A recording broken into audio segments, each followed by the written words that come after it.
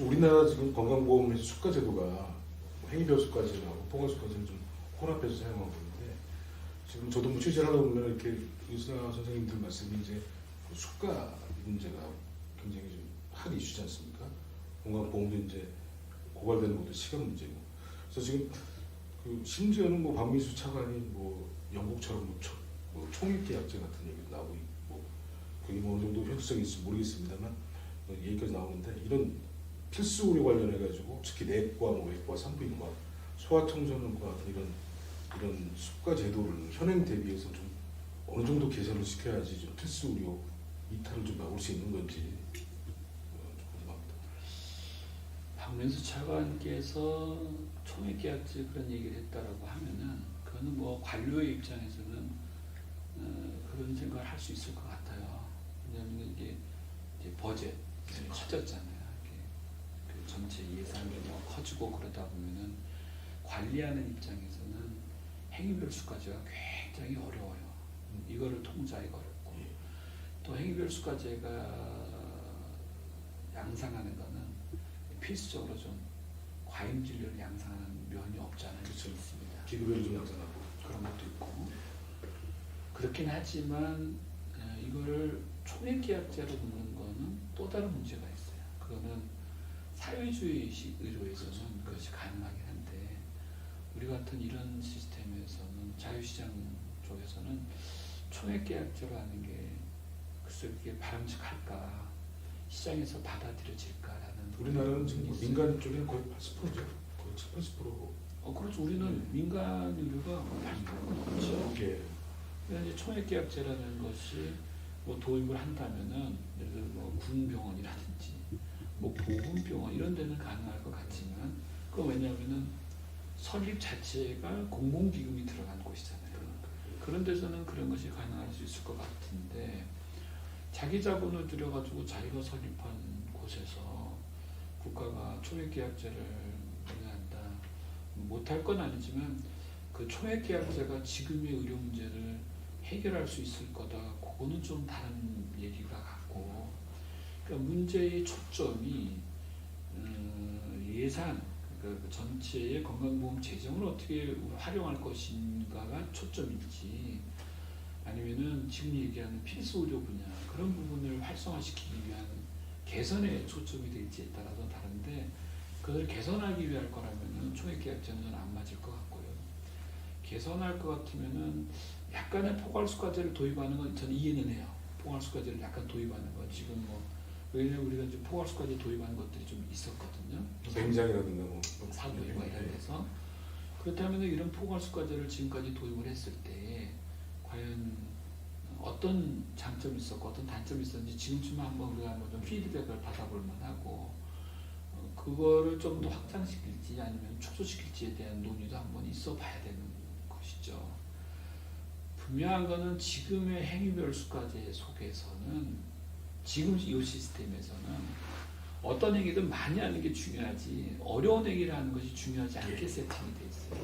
그러니까 저는 행위를 반복해서 많이 하는 것에 대해서는 배점을 낮추고, 어렵고 난이도가 높고 손이 많이 가는 그런 곳에 대한 수가는 많이 올려줘야 된다고 생각을 하는데, 여기서 이제 제가 꼭 주장하고 싶은 건 뭐냐, 이 수가라는 거는 난이도별로 책정이 돼 있는데, 우리는 3차 상급 종합병원, 개원이 이렇게 카테고리를 정하고서 가산 수가를 주게 돼 있어요.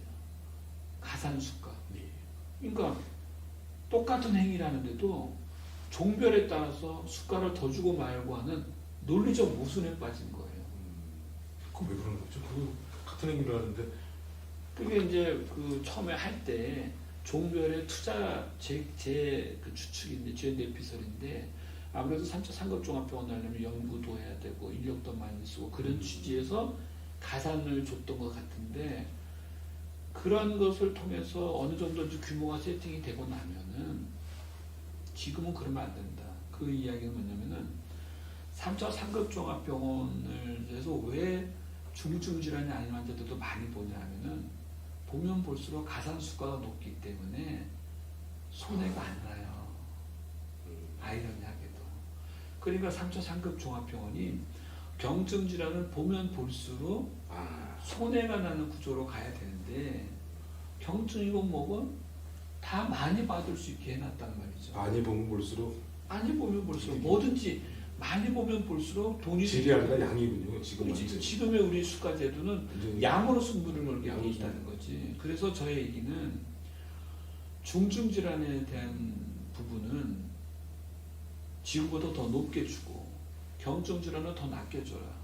이게 얼마나 모순되는 일이 벌어지냐면요. 암 치료를 할 때 어지간한 3차 상급 종합병원보다 우리 원자력병원이라든지 국립암센터가 암 전문 병원이잖아요. 네. 수가가 낮아요. 왜냐하면 종별 가산이 조교가 거기는 2차 병원이거든. 일반 종합병원. 참 주먹구기식이네요. 논리적으로 웃기잖아요. 그죠? 훨씬 전문성이 있는 병원에서 수술을 받았는데 수가는 또 낮게 책정이 돼 있어요. 왜? 일반 종합병원으로 규모가 그렇게 돼 있다고요. 이거는 모순이지. 다시 말해서 3차 상급 종합병원이면은 중증 진료를 보는 것에 대한 페이버는 더 주고 경증 질환, 뭐 축농증 수술, 허리 디스크 수술 이런 것까지도 가산료를 주니 이거를 아래 단계의 병원에 뺏기고 싶지 않은 거지. 저는 그렇게 봐요. 그래서 이 구조적인 틀을 바꿔야 됨에 있어서는 공급자 측에서도 각성할 수 있는 제도로 변화가 돼야 되는 것이지 이거를 무슨 뭐 총액계약제다, 포괄수가제다 그런 시스템 전반을 논의하는 것은 나는 그다지 중요하지 않다고 보고 있습니다. 방금 말씀하신 그런 여러 가지 이 시스템적인 문제들이 해결되면은 어느 정도 이렇게 그 논의를 통해서 해결이 되는 우리가 지금 가장 우려하는 그 필수 의료 붕괴 이걸 막을 수 있는 겁니까? 저는 단도직입적으로? 막을 수 있다고 봐요. 저는 충분히 뭐 충분하진 않지만 어느 정도 해결할 수 있다고 보는 것이 지금의 우리의 수가 체계는 아까 얘기했지만 80년대 처음에 수가를 만들 때에 중요한 것들을 전부 다 급여 범위 안에 넣어놓은 거예요. 적은 급여 범위 안에. 그러니까 그 당시에는 어차피 해봤자 이거밖에 할 수 없으니까 이 안에서 센 것들을 많이 몰렸는데 그 이후에 얘들은 하나도 변화가 없는데 이 밖에 비급여 시장이 커지면서 여기에 대한 것보다 이쪽에 나가는 게 훨씬 낫다라는 인상을 갖게 된 거거든요. 그러니까 이거를 지금 다시 개선하는 건 뭐냐면은 결국은 난이도가 높고 어려운 치료를 할수록 거기에 대한 리워드가 훨씬 많이 가는 구조로 한다면 이제 당연히 참 좋아지죠. 모순인 게 강남가나 개원가 보면 예를 들면 뭐 성형외과나 피부과 같은 데 가면은 무슨 뭐 건전이라든가 뭐 이렇게 질환 이런 걸 아예 하지 않고 뭐 리프팅이라든가 뭐 보톡스라든가 뭐 그런 것만 하더라고요. 사실 근데 그게 의료라고 볼 수 없지 않습니까? 그 미용 시장이고 그거 일반 의사들이 지금 반대하는 것도 2,000명이 되면 다 글로 빠질 것이고 필수 의료는 안 간다. 지금 이런 그러니까 지금 정부에서 원하는 그런 바라는 바 미래 의료를 서로 바라는 게 바라는 바하고 서로 다른 것 같아요. 처방이 약간 좀 잘못됐다라는 생각을 우리가 하는 거죠. 그러나 저는 지금 뭐 국민들이 미용 분야에 가서 돈을 많이 쓰는 거 나는 그거를 제재하고 싶진 않아요. 뭐 그냥 그 시장이 가는 거지 뭐 그거 어떡하겠어. 그러나 그거를 제재해서 여기로 갈 인력을 일로 퍼담는다는 거는 나는 그렇게 생각하는 그거는 잘못된 거고 이거는 그렇다고 치고 이쪽을 어떻게 잘 디자인할 것인가가 문제거든요. 문화가 그런 거를 그걸 어떻게 그걸 뭐 막나. 그러니까 이쪽을 잘 살리면은 결국 이쪽으로 올 것이고 이건 추세예요. 어차피 의사 수가 많아져서 일로 다 가잖아요. 그럼 이 시장도 그냥 가라앉게 돼 있어요. 그러면은 결국은 이게 이렇게 왔다 갔다 하다가도 원래의 정의로운 쪽으로 돌아오게 돼 있다는 거지. 이건 자정 능력이 있다는 거예요. 그런데 이거를 인위적으로 이쪽으로 가는 물기를 잡아매면은 이게 일로 돌아올 거다. 그럴 것 같진 않아요. 제가 볼 때. 어쨌든 어려운 분야를 전공하는 사람들이 존경받고 리워드가 많은 제도로 가는 것이 맞는 것이지. 이렇게 뭐 쉬우면서도 돈을 많이 버는 이쪽을 망가뜨리기 위해서 사람 의사 숫자를 많이 뽑으면 얘네 망가지고 그럼 이쪽으로 올 거다? 그건 좀 아니. 제가 볼 때는 그거는 좀 아닌 것 같아. 그러니까 서로 전공의분들도 그렇고 참 지금 서로의 이 어떤 뭐랄까 의사로서 가지고 있는 어떤 초심이랄까 이런 마음들 하고 정부 쪽에서나 이렇게 바라보는 시각들하고 서로 좀 많이 오해들을 하고 있는 것 같아요. 괴리가 심해요. 괴리가 굉장히 심하고 괴리가 완전히 딴 생각들을 서로 오해하면서 너희들은 왜 이렇게 이기적이야. 뭐 한쪽에서는 아 우리는 뭐 그게 아닌데. 이런 것도 문제 뭐냐면은 지금 현재 현장에서 필수 의료를 하고 있는 교수들 보고 제가 경고를 많이 주는데 예를 들어서 뭐 심장 수술한다 또는 간담체 수술한다 이런 것들이 있을 거 아니에요.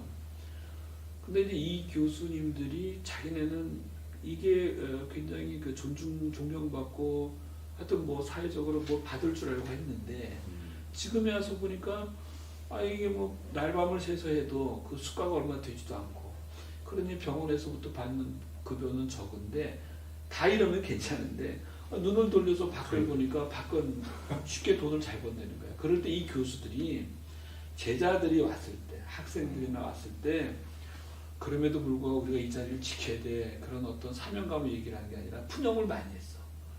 뭐라 그러냐 누가 이런 거 하냐 이제 뭐 이래놓은 거야. 그러니 그걸 바라보던 제자들이 그걸 하겠어요? 가서 보니까 교수님들이 맨날 이거 내가 한 거 후회된다는 이런 소리 하는데 그걸 하겠냐고. 나는 그래서 교수들도 책임이 있다.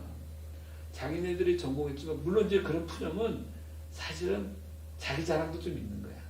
나는 이렇게 어려운 건데도 나는 하고 있어 이런 건데 듣는 제자들 입장에서는 요즘도 그런 세대도 아니잖아요. 이거 하면 안 되나 보다 이렇게 생각할 거 아니에요, 그죠? 물론 이제 제자들에게 얘기할 때는 야 니네 나가서 뭐 쉽게 돈 벌 수 있는 것도 많지만 의사가 그래서 되겠니?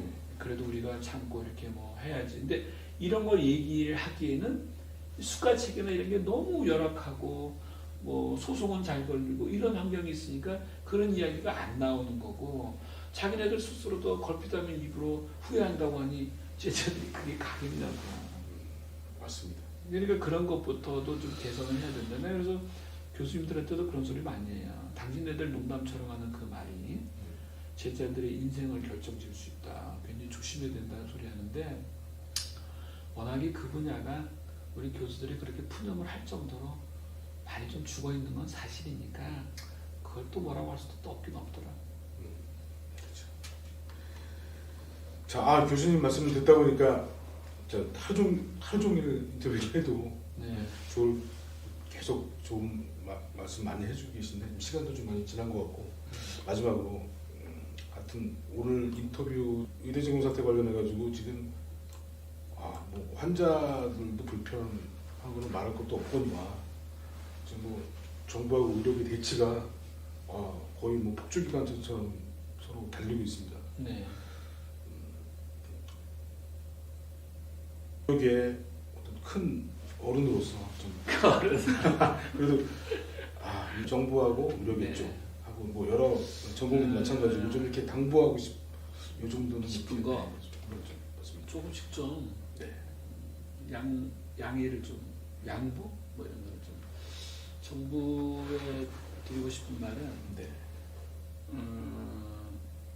정부가 결국 좋은 대한민국을 만들려고 하는 거 아니겠어요? 네. 그래서 처음에 시작은 선의에서 했을 것 같아요. 선의에서 이런 의료개혁을 하려고 하고 선의에서 예. 대한민국 사회를 좀 더 나은 사회를 만들기 위해서 좀 더 나은 의료 환경을 위해서 뭐 의대 지원 이런 취지였을 거 아니에요. 예. 그러나 그것이 풀어가는 과정에서 조금 맞지 않는 부분이 있고 자꾸 충돌이 벌어진다면은 정부도 조금 한 발짝 좀 양보해서 뭐 다 때려치려는 거 아니잖아요. 그냥 원래 주장했던 것에서 지금 의사들이 굉장히 문제를 삼고 있는 것을 한번 좀 귀를 한번 좀 기울여서 그런 부분은 우리가 조금 생각을 잘못했네 라고 생각하면은 해결이 될 것 같고 예.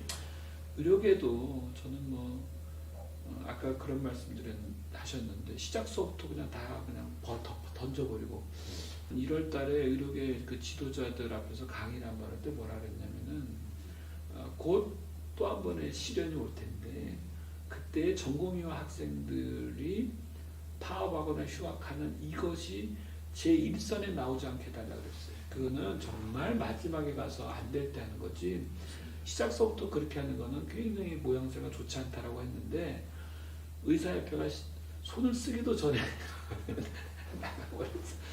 그러니까 이제는 또 하나 제가 걱정하는 거는 얘기를 안 했지만 어디서도 얘기를 안 했지만 대형 병원들이 요 한두 달만 더 가면은 파산하는 대로 나올 거예요. 아, 그 정도 생각. 굉장히 심각해요. 지금도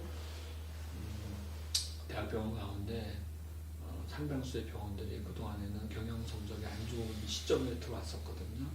두세 달 가면은 무너집니다. 물론 이제 대학이기 때문에 법인이 어떻게든 돈을 빌리고 해서 끌고는 가겠지만 경영적으로 굉장히 안 좋아지는 것이 올 거고 그 후유증이 계속 이어질 거예요. 다시 말해서 제가 볼 때는 앞으로 전공의를 하겠다는 그 젊은 의사들의 숫자도 줄 것 같고 아이러니하게도 필수 의료를 하겠다는 젊은 교수들이 없을 것 같아요. 아이러니하게도 이런 일을 겪으면서 왜냐하면 대학의 지정도 너무 나빠지고 그렇기 때문에 지금쯤 해결을 봤어야 돼요. 지금도 상대적이기 때문에 많이 늦은 거 기싸움을 기싸움 지금 뭐 하고 있는지 모르겠어요. 지금 하루하루가 오기를 부릴 때가 아니고 지금 현명해질 때, 그렇죠? 예. 이성적으로 달겨들어 이걸 감성적으로 지금 보고 죽기 살기로 그냥 하는 거는 결국 뭐 다 같이 공멸하는 거죠. 그죠? 하여튼 그렇습니다. 안타깝습니다. 알겠습니다. 오늘은 박종훈 전 고대 안암병원장 분을 모시고 이대정원 전공의 파업 여러 가지 사태에 대해서 긴급 인터뷰를 한번 해봤습니다. 네. 여러분 감사합니다.